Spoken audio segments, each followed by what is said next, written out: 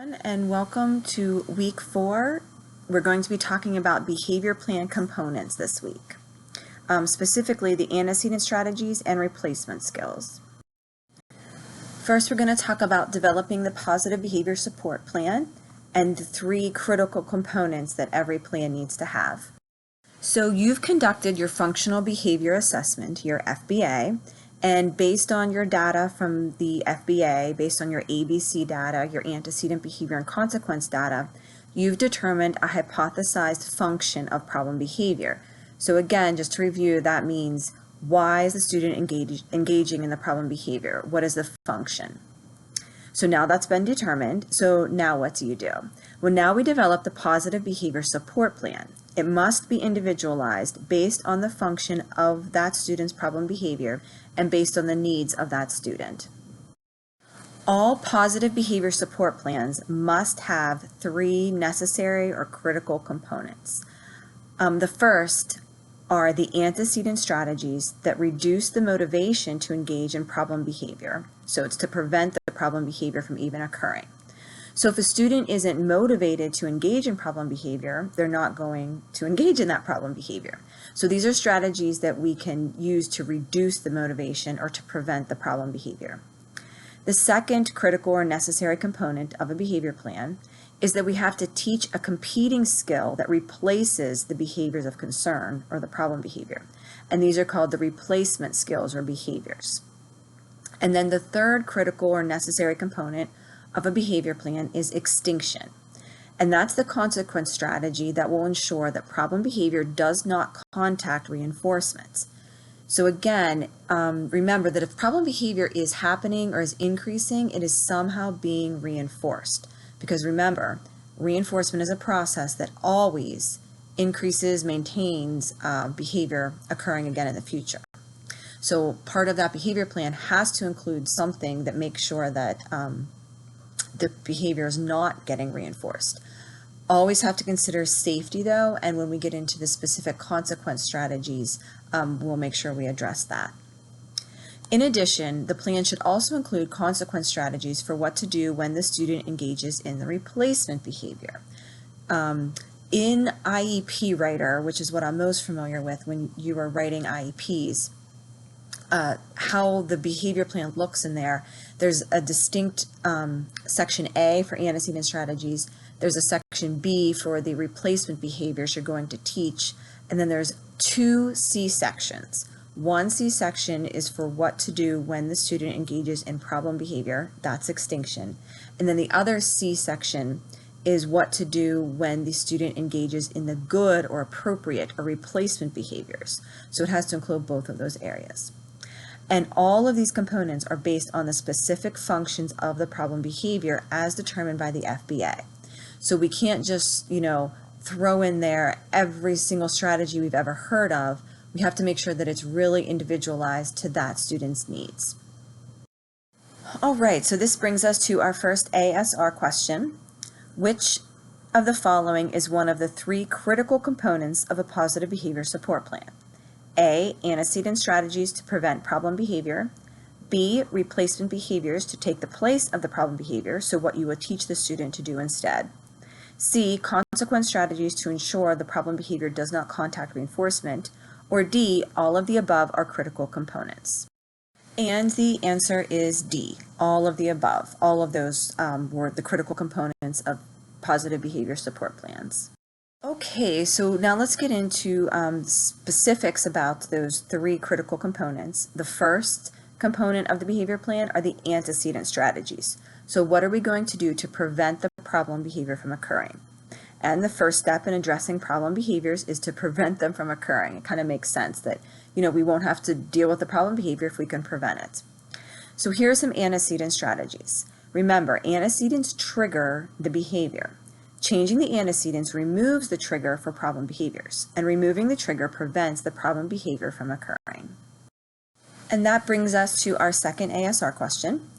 Antecedent strategies, so what happens in the environment before the behavior, are important because these strategies, A, prevent the problem behavior from occurring, B, replace the problem behavior, or C, punish the problem behavior. And the answer is A. the antecedent strategies prevent the problem behavior from occurring. So here we have a list of the general classroom management strategies to prevent problem behavior. And these are kind of regardless of the function, meaning these are important for every student in your classroom. All students would benefit from these strategies. And this slide was taken from, I think, one of the week one presentation, but it's just a good review. So an organized classroom environment in which instructional materials are organized and ready to go. Having a classroom schedule that avoids downtime and has smooth transitions between activities. Having active student responding and effective instruction. So instruction is at the appropriate level based on the student's assessment, that teachers are using evidence-based teaching methods, and that active student responding is occurring so that students have increased engagement. All of those strategies will prevent problem behavior from occurring. Also, giving more attention or reinforcement to positive behaviors versus inappropriate behaviors is also a way to prevent problem behavior from occurring.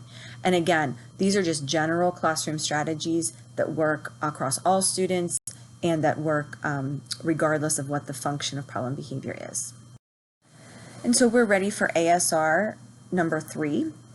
Which of the following is not a general classroom antecedent strategy to prevent problem behavior? A, instruction is at the appropriate level for the student. B, instructional materials are organized and ready to go. C, provide lots of downtime. Or D, utilize active student responding. And the correct answer is C, provide lots of downtime. That is not a good antecedent strategy.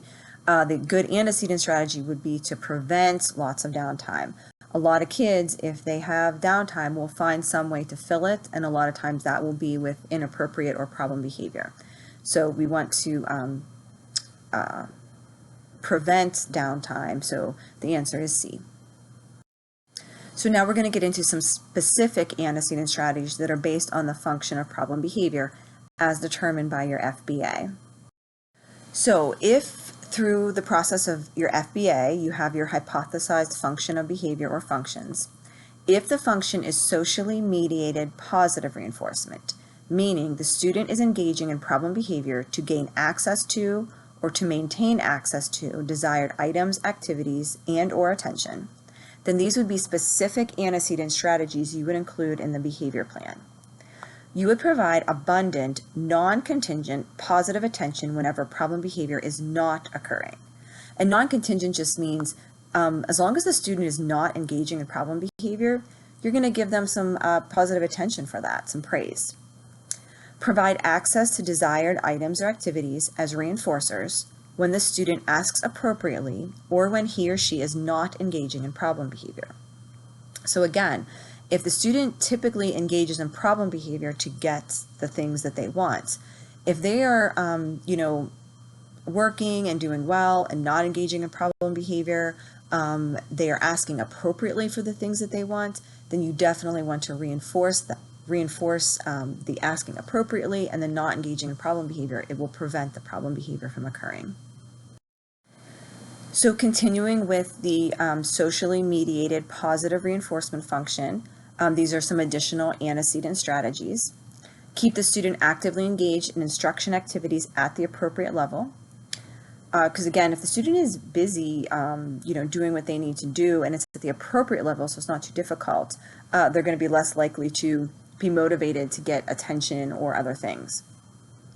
If the student cannot have something that they want and they've asked appropriately, try to offer an alternative in its place. So let's say, for example, that it is time for some reinforcement and the student wants time on the computer. But let's say that a computer is not available right now. And this kiddo has a history of when things are denied to him, he can't have the thing he wants at that time. He has problem behavior. We want to try to offer an alternative in its place. Think about when you go to a restaurant and you order Coke or Pepsi, and the server says, "Oh, we don't have Pepsi. Is Coke okay?" You might really want the Pepsi, but you'll say, "Yeah, that's fine. I'll take the Coke." So they're offering an alternative in its place. We are all adults and capable of dealing with that disappointment. A lot of our kids struggle with that. So one of the antecedent strategies, if that is an issue for your students, is to offer an alternative. So in the case of the computer, the computer may not be available, but maybe they could work on the iPad instead. And that is kind of comparable to the computer. If the student wants something or attention, but needs to complete a work, task, or other activity first, you can use first then strategies. This is called the PREMAC principle. So let's say the student typically engages in problem behavior to get something. They're allowed to have what they want, computer time, for example, but they have to do some activity first. Then you could use this first then strategy. First, complete this, then you may have the computer, and that is an antecedent strategy that may prevent problem behavior. Very important, this last point, if the student has limited communication skills and you notice they are motivated for something, but they have not asked, prompt the appropriate way to ask or make the request. A lot of our kids, especially with severe autism, who have very limited language and communication skills, the only thing they know how to do to gain access to what they want is through problem behavior. So if we notice that they want something, they're reaching toward it, they're walking toward it, they're looking at it, we can jump in and right away prompt them to either say the word for it, use a sign for it, activate a button on their communication device, and that will prevent the problem behavior from occurring. Okay, so now we are on to socially mediated negative reinforcement. So again, this is if you conducted the FBA and you determined that the function is socially mediated negative reinforcement, meaning the student is engaging in problem behavior to avoid or escape instructional demands or other directives. This would be including transitions from one area or activity to another. So these are specific antecedent strategies if the function is avoidance or escape. You want to pair the instructional materials, staff, and environment with good things, so with positive reinforcement at first. A lot of our kiddos, especially those with autism and other severe disabilities, have a very strong history that in their past, anyone who approached them who looked like a teacher, talked like a teacher, acted like a teacher, or had materials that looked like instruction or things that a teacher would have, that's been kind of correlated for that student with worsening conditions, meaning their fun time is all done, now it's time to do work. So to prevent that from happening, we need to repair ourselves and the instructional materials with these good things. So you would start with some reinforcement at the table and maybe just have the worksheet or whatever it is they're supposed to do on the table, and you haven't even looked at it or touched it yet. So you'd start with just some good things and reinforcement and pair, and then you would gradually fade in the work tasks. Another strategy is to use reinforcers that are motivating to the particular student. So again, very important that we talked about in reinforcement was reinforcing for one student is not reinforcing for another. So if you come up to them and you're trying to pair and use an iPad for a student who really doesn't even like the iPad, then that's not going to work. Maybe that student is more motivated by listening to some music or bubbles or physical interactions with you. So you would start with those reinforcers and to pair the environment. And keep in mind that those may change through the day or through the week. So always have a variety that you can try or use. Another antecedent strategy to prevent avoidance or escape is when you are instructing to use fast-paced instruction. Again, that just avoids that downtime. Also intersperse easy tasks or demands between the more difficult tasks and demands.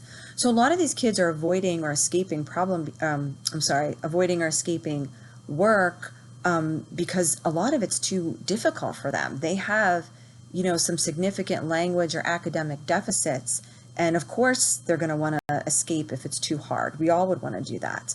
So interspersing easy tasks will help prevent problem behavior from occurring. Using a promise reinforcer before placing a demand or directive, and we'll cover more on that in the next slide. So this is antecedent strategies continued for socially mediated negative reinforcement as the function of problem behavior. So again, avoidance or escape. So use errorless teaching and effective instruction. And errorless teaching, again, if you know something is going to be difficult for a student or it's a brand new skill, errorless teaching just means that you kind of give them the answer at first. Not when you're assessing, but when you're teaching it. So if you know that they don't know it or they're struggling with it, give them enough of a prompt that they're successful and that they get it. And I think in your instruction class, you'll go over this more in depth. But basically, it helps the student become less frustrated when they are struggling with learning new things, and that will prevent problem behavior. You want to reinforce at the appropriate rate for that student. Again, very important. I sometimes see token economy systems in which, it may be that the student isn't earning their reinforcer until halfway through the day, like after lunch or right before lunch. For that student, that may not be enough, and we have to start with, where's the student right now? If that means after every 5 responses that a student gives, they need a little reinforcement, then that's what they need. It's much more important to prevent the problem behavior now, and then we can gradually increase the time between reinforcement and the amount of reinforcement. But for right now, some of these kiddos need reinforcement at a very, very high rate when they are appropriately responding, and then that will prevent problem behavior. And then another antecedent strategy is to offer choice in activities, if appropriate to do so. We all know that there are times in the school day where, it's time for a certain activity and that's what has to be done now. There isn't much option for choice. But a lot of times with many students, research has shown that when given a choice between 2 activities, just the offering of the choice will prevent problem behavior from occurring. So here's a little more on the promise reinforcer. And what that means is that before placing a demand or giving a directive to a student, you would show or offer a promise reinforcer. This could be a token for a token system that they're using. Then place the demand or the directive. And then when the student complies, you deliver the promise reinforcer. Very important to remember about a promise reinforcer. You have to make sure that the student is motivated for the item or the activity or the token before you would show or offer it. If they're not motivated for it, it's not going to work. And the other key is that you show it or offer it before placing the demand or giving the directive. If you wait until problem behavior has already occurred, then you bring out, the iPad or say, oh, remember you're working for a token, then you've just reinforced the problem behavior. So what it would look like is you need the student to transition from one table to another. You go up to them, you show them the iPad and say something like, come on, buddy, we're going to come over here and play with the iPad. And then you lead them over with the iPad. As soon as they sit, they play with the iPad for a couple minutes, then you fade into the next activity. Or it could be a token system. So for example, let's say that they're in reinforcement. They earned some reinforcement time. Before going over and saying, okay, time's up, time to come over here and do work, you would go over and say, what would you like to do next? What would you like to play with next? What would you like to work for next? They tell you, you write it on your token board, and you say, okay, you're going to get your first token when you come over here to this next area. Then as soon as they come to the next area, they get their first token, and then you continue with the activity or the task. So very, very important that that promise reinforcer is used prior to giving the directive, not after the directive and after problem behavior. Okay, so that leads us to what are some antecedent strategies if the function is automatic reinforcement. And again, we talked about the fact that automatic reinforcement as a function is typically very rare. Most times when you're analyzing your ABC data, you can start to see patterns that what may seem like a behavior is automatically reinforcing, that a student is doing it for some sort of sensory need, is actually he or she is doing it to escape or avoid or to gain attention or access to something. So very important to look at our data. But if it truly is automatic reinforcement, meaning the student is engaging in the problem behavior to gain access to something or remove something that does not involve another person delivering the reinforcement. For example, I've had students who would pull on their eyelashes or their hair in all environments and conditions. It doesn't matter if they're with their favorite toys. It doesn't matter if they're having to do work. It doesn't matter if they're, left alone and can engage in whatever they want to engage in all environments and all conditions. she'd be pulling out her hair and eyelashes, and then she'd like to watch them fall. That was a sensory input that she liked to see, the hairs fall and watch that happen. So that was automatically reinforcing to her. No other person was involved in it. She could reinforce herself because she liked to see that happen. But it's something very important that we wanted to stop because she was losing her eyelashes and hair. So some antecedent strategies for this automatic reinforcement is to keep the student actively engaged as much as possible with activities that involve their hands. A lot of time, these automatic reinforcement functions, the student is doing something with their hands that's problematic. So if we get them to do something else with their hands, that will prevent the problem behavior from occurring. And these activities must be at the appropriate level for the student, not too difficult. Again, a lot of these students who have this, the function of their problem behaviors automatic reinforcement, they have severe deficits in language, communication, academic skills. So we have to be careful that what we're asking them to do with their hands isn't too difficult. Another antecedent strategy is to provide positive reinforcement whenever they are not engaging in the problem behavior. So for a student that really likes listening to music or playing on the iPad, as long as they are not engaging in this problem behavior, so they're not pulling out their hair, they're not pulling their eyelashes, whatever it is, they can be, using the iPad, for example. As soon as they would start to pull hair eyelashes, we would remove the iPad though and prompt them to do something else. So as long as they're not engaging that problem behavior, we can add positive reinforcement. That'll prevent the problem behavior from occurring. We need to provide access to appropriate things, activities that provide the same sensory input. So for example, in the above example with the little girl who's pulling out her eyelashes and hair, what the teacher did was she had a variety of stuffed animals there. And she actually would encourage the student to pull the fur on the stuffed animals. Now, this would not be good if there's a pet in the house because you don't want to start encouraging the student to pull the fur on an actual animal. But for this girl, there was no pet in the house. The problem was severe enough. We needed to stop her from pulling her eyelashes and hair. So she would pull the fur on the stuffed animal and then watch that fur fall down through the air. So that replaced her pulling her own hair, but she still got that same sensory input for her. And then, of course, you want to roll out any medical issues. So for some students who may engage in, poking their eye or some head banging, like I said, that could be socially mediated negative reinforcement to escape or positive reinforcement to gain access to something. But it also could be automatic if it's happening in all conditions, no matter time of day or what they're doing, and you don't see any patterns, then you would want to have the parents rule out any medical issues. All right, so we covered specific antecedent strategies based on the function of problem behavior. So now that leads us into the second critical or necessary component of a positive behavior support plan, and that is the replacement behavior. What are we going to teach the student to replace the problem behavior based on function?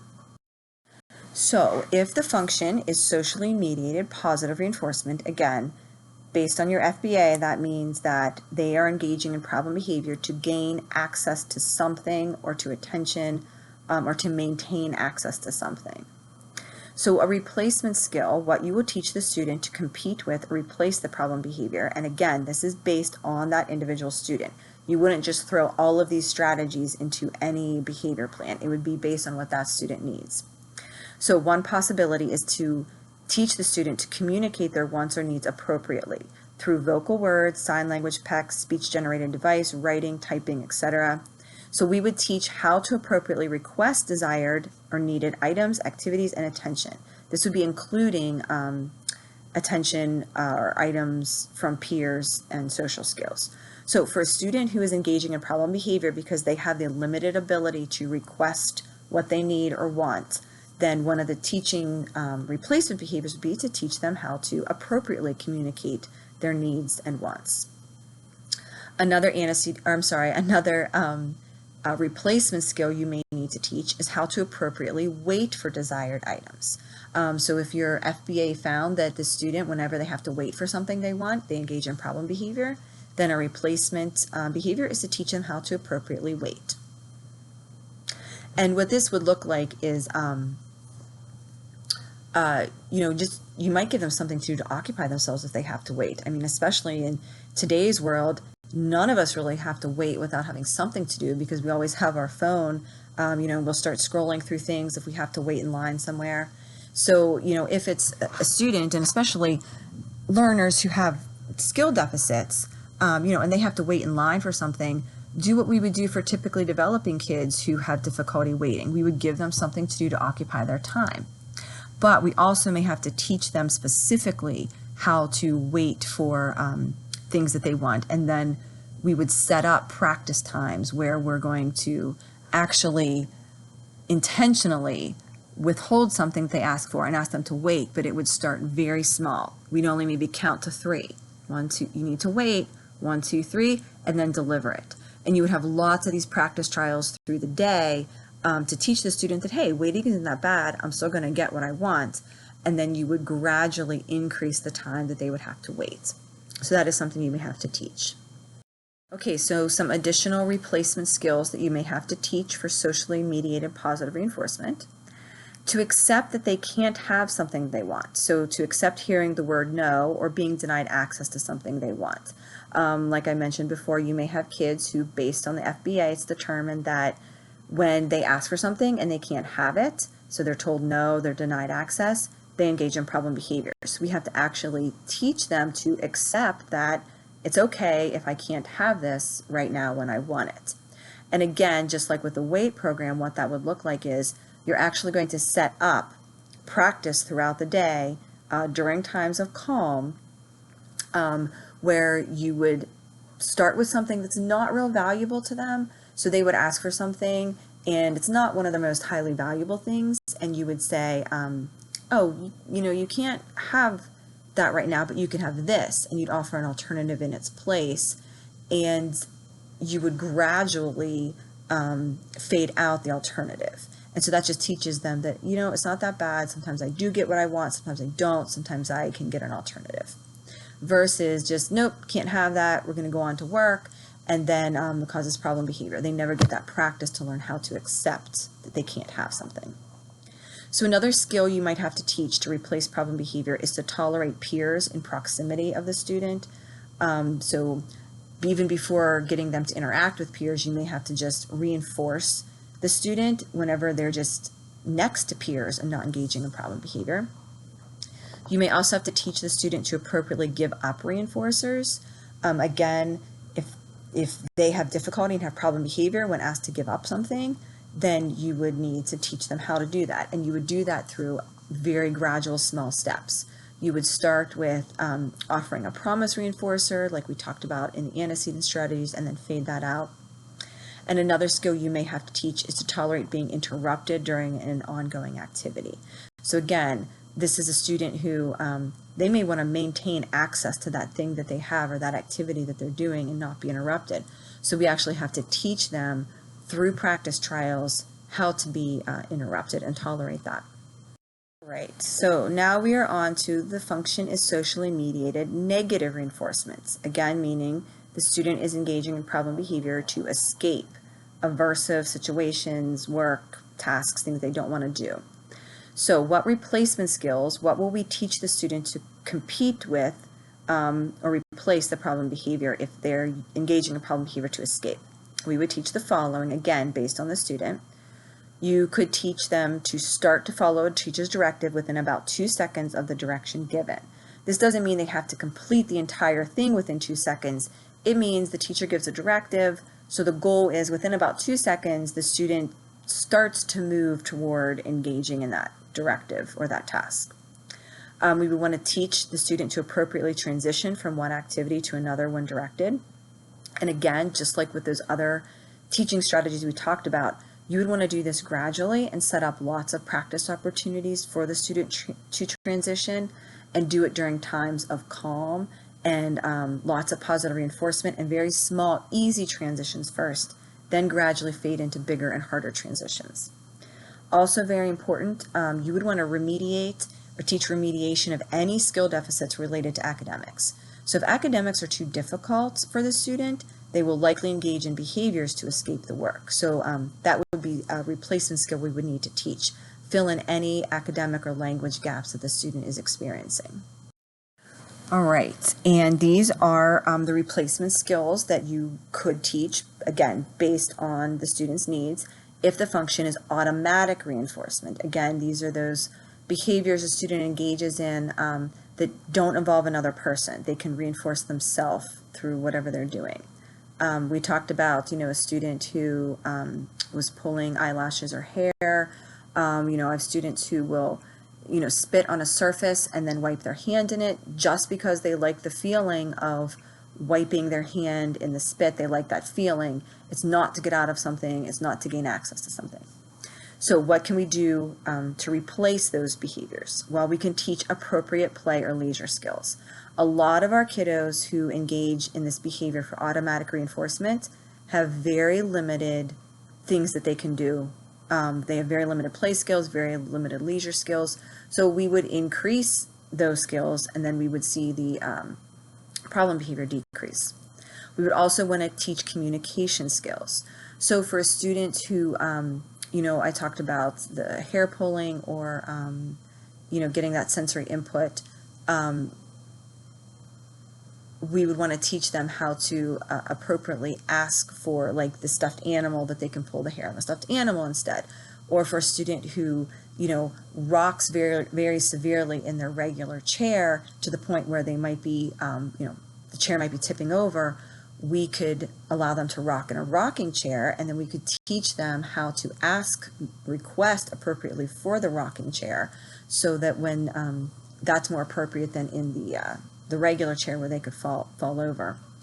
And then another replacement skill we would want to teach is how to engage in an activity that is not harmful to them, but that still provides the same function. And again, the example of, the fur on the stuffed animal. I've also seen it with just playing in, like, a box of those styrofoam peanuts that, float up and come down, blowing bubbles. So if they like to see that type of, items falling, and that's the sensory input that's automatically reinforcing to them, well, what appropriate thing can we teach them to play with that provides that same input? Another example is the student who likes to spit and then play in the spit on the table. Well, maybe teaching them to play in a tub of water with water toys. That might replace that. So those are all some replacement skills that we want to teach a student who is engaging in problem behavior whose function is automatic reinforcement. All right, some more information on replacement skills. So what we're teaching the student to replace the problem behavior. So all of those examples I talked about, and where we might have to teach the student how to wait for what they want, how to accept being denied access to something, how to transition, how to comply with the teacher-directed task. You want to work on teaching these replacement skills during times of calm, not when the problem behavior is occurring. So all of us are like this. If I'm already in a heightened state and someone's trying to teach me something at that time and tell me to calm down, I am less likely to calm down and want to listen to what they're saying and what they want to teach me. The times to practice these strategies so that they become more automatic during the problem behavior is to practice them often during the times of calm. So that's why when we say, the child needs practice with communicating their needs and wants, for example, you want to have lots of practice opportunities where the student is calm, they ask for what they want, they get what they want. Or lots of times the student is calm, they practice waiting for things during those times of calm, and then when they wait appropriately, they get reinforced. So again, all of those teaching strategies we talked about, that's very important to keep in mind. Most students will need lots of practice with the replacement skills, at first especially, because these are new skills for the student. And we also, again, want to start with the easy, simple steps in teaching them these replacement skills, and then gradually fade into the more difficult and complex skills as well. Okay, so when we're teaching the replacement skills, that leads nicely into goals and how we want to base our goals on the replacement behavior and also on the function of problem behavior. Okay, so we are going to need to write goals related to the behavior plan in our IEPs. Sometimes I've seen that these goals are embedded in the behavior plan section, but sometimes I've seen that they're embedded in the other part of the IEP where the goals are. So just depending on what system you use. But if the student has a behavior plan, then you want to make sure that it has goals for these areas. So the plan or the IEP should include appropriate goals. And one goal is going to be reducing problem behavior. This needs to be a realistic goal based on baseline levels. So basically, how will you determine that a behavior plan is no longer warranted? So you have to write a goal that when the student meets the goal, the behavior plan is either not warranted, or if the problem behavior is very high in frequency, duration, severity, we may have to set a goal that's more attainable, so maybe not at complete 0 levels where you wouldn't need a plan anymore, but maybe just some sort of reduction in the problem behavior. And then when that goal is attained, you could look at, okay, now maybe we change the behavior plan a little bit and get it down to 0 levels. But you have to have some sort of goal to know what to do next with a behavior plan. So here are some examples. The student will engage in 0 aggressive behaviors, and you would want to define the behaviors, of course, for 30 consecutive school days. Another example is the student will engage in less than 5 non-compliant behaviors, again, define the behaviors, for 30 consecutive school days. So these are just examples. Again, your goal, whether it's 0, less than 5, whatever, is going to depend on current levels, the severity, and the student's needs. And also how many consecutive days you want them to have met that goal to determine, is the plan no longer needed. It might be for an entire school year. It might be for 3 months straight. Again, that is based on the student's needs. Then you're also going to want to have a goal in the IEP that addresses the replacement behavior. So for example, the student will transition from one activity to another with 0 problem behaviors for 30 consecutive school days. So if you have a student who is engaging problem behavior because of they are avoiding work, then you might want to put, and including transition to work areas, then you would want to include a goal for that. And here's another example. The student will appropriately use words, signs, PECs, etc. to communicate their wants or needs in 100% of opportunities for 30 consecutive school days. So again, this would be for a student who is engaging in problem behavior to gain access to things they want because they have no way to communicate. So then you would also want a goal that they would use their communication skills appropriately. So you would teach them how to make requests. Okay, so we have our ASR number 4 question.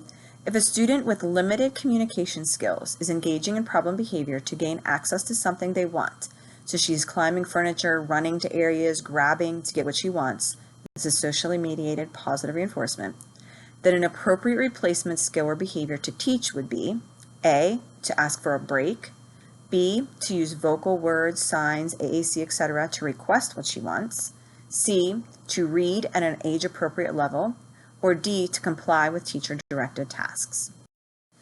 And the answer is B, to use vocal words, signs, AAC, etc. to request what she wants. Those other, skills might be important depending on her level, but the answer that matches the function of her problem behavior, she's engaging in problem behavior to access what she wants. So what do we have to teach her to do instead? Use appropriate ways to access what she wants. So that is the best answer, B, that matches the function of the problem behavior. And ASR number 5, our question. If a student is engaging in problem behavior to avoid, escape, work, and other non-preferred tasks, an appropriate antecedent strategy to prevent problem behavior would be A, pairing instructional materials and areas with good things before presenting work, B, teaching at the appropriate instructional level so the work is not too difficult, C, both A and B, or D, none of the above. And the correct answer for our ASR number 5 is C, both A and B. So pairing with the good things and teaching at the appropriate instructional level are proven antecedent strategies to prevent problem behavior in which the function is escape or avoidance of the tasks.